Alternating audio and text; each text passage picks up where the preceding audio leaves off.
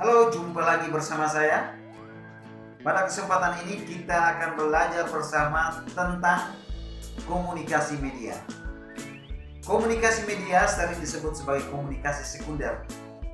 Dengan demikian, proses komunikasi media itu juga sering disebut sebagai proses komunikasi sekunder. Seperti apakah komunikasi sekunder itu? Mari kita lihat pada video berikut.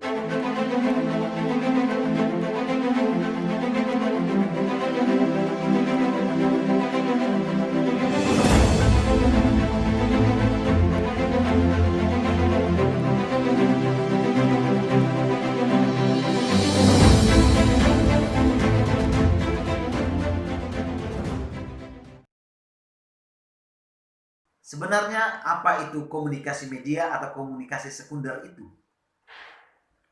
Menurut Prof. Sudarmayanti, komunikasi media adalah penyampaian pesan dari seseorang kepada orang lain dengan menggunakan alat atau sarana sebagai media kedua setelah menggunakan bahasa sebagai media pertama. Media yang dimaksudkan di sini adalah alat-alat komunikasi berupa media massa maupun media elektronik. Perkembangan zaman menempatkan manusia hidup berdampingan dengan alat-alat sebagai hasil dari peradaban yang semakin canggih ini. Perkembangan zaman seperti inilah yang kemudian menyebabkan manusia tidak hanya menggunakan bahasa sebagai alat komunikasi tunggal, melainkan juga menggunakan media-media, sarana-sarana, atau alat-alat komunikasi lainnya. Sehingga dalam prakteknya, manusia dapat menggunakan dua media secara sekaligus. Bisa menggunakan bahasa sekaligus menggunakan media dalam proses komunikasi. Terkait dengan media ini, kita perlu paham bahwa media ini tidak hanya satu. Ada beberapa media. Banyak orang katakan media massa, media elektronik, juga media nirmasa. Media massa dapat kita lihat seperti surat kabar, koran, majalah. Media elektronik dapat kita lihat dalam bentuk televisi, radio, juga akun YouTube ini, media-media sosial yang lain. Ada juga media-media nirmasa seperti pengumuman, buletin, pamflet, baliho, dan juga organisasi-organisasi. Itu juga adalah sebuah media komunikasi yang disebut media sekunder. Oleh karena itu, seorang komunikator ketika dalam menyampaikan pesan kepada komunikan harus pintar-pintar memilih media. Apabila teman-teman salah memilih media, maka akan berakibat pada tersendatnya penyampaian pesan. Bahkan fatalnya, pesan itu tidak bisa di-deliver. Pesan itu tidak bisa tersampaikan dengan baik.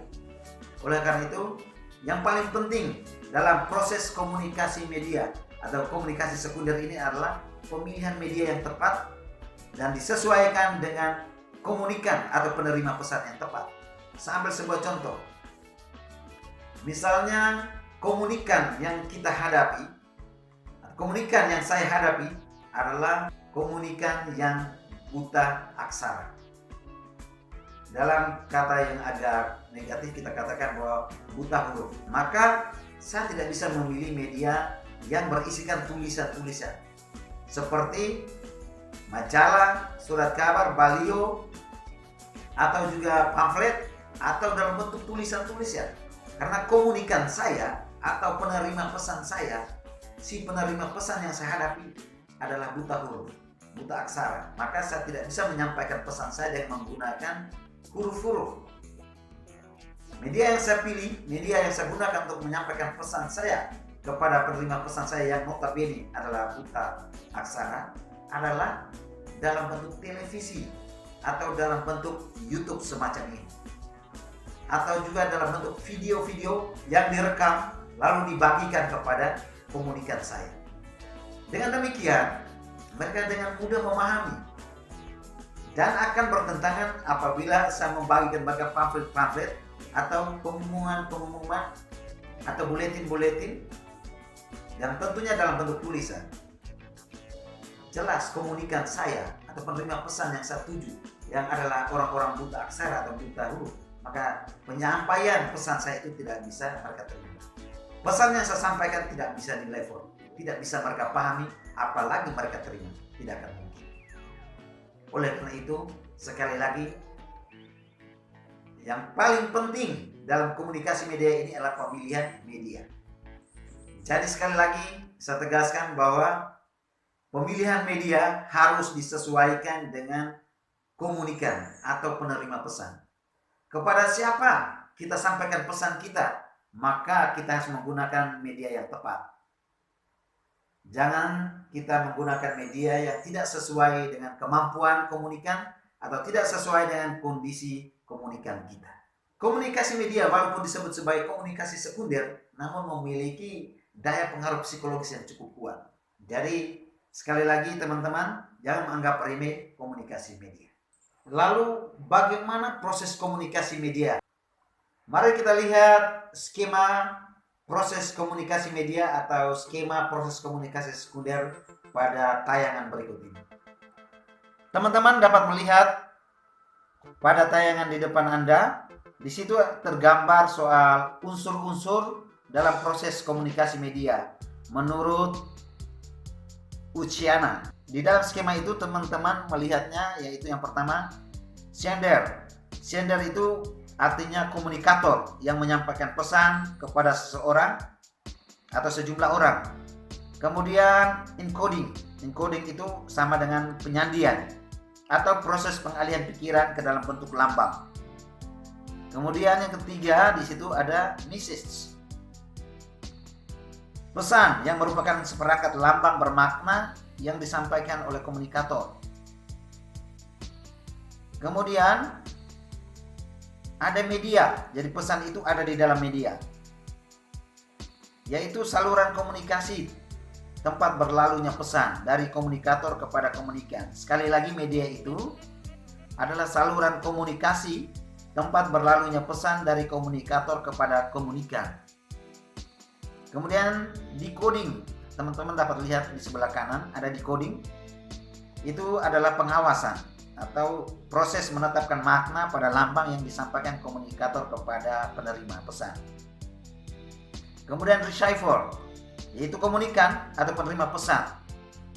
Kemudian response, yaitu respons atau tanggapan seperangkat reaksi pada komunikan setelah terima pesan itu. Kemudian ada feedback, yaitu umpan balik, tanggapan dari komunikan apabila tersampaikannya pesan. Tapi ada juga noise, itu adalah gangguan yang tidak terencana, gangguan yang tiba-tiba muncul dalam proses komunikasi sebagai akibat diterimanya pesan lain oleh komunikan yang berbeda dengan pesan yang disampaikan oleh komunikator kepadanya. Jadi misalnya komunikan menyalahartikan pesan itu, maka itu disebut sebagai noise. Saya perlu jelaskan di sini soal noise. Noise terjadi apabila si komunikan atau penerima pesan ini mengerti salah terhadap pesan yang disampaikan oleh komunikator. Jadi maksud komunikator itu lain, tetapi yang diterjemahkan atau yang dipahami oleh komunikan itu berbeda dengan apa yang dipahami oleh komunikator. Nah, inilah yang disebut noise. Tetapi apabila pesan itu tersampaikan dengan baik pada si komunikan, maka si komunikan akan memberi respon balik dan memberikan feedback kepada sender atau si pemberi pesan. Dengan demikian, pemberi pesan memahami atau sender tadi memahami bahwa pesan itu tersampaikan. Tetapi bagaimana caranya agar si sender tadi, pemberi pesan tadi, mengetahui bahwa pesannya itu tidak tersampaikan? Itu melalui noise tadi. Bahwa ternyata si penerima pesan ini memahami pesan secara salah. Padahal inti dari sebuah komunikasi adalah penyamaan pemahaman antara komunikator dengan komunikan. Nah, disinilah pesan yang tidak tersampaikan.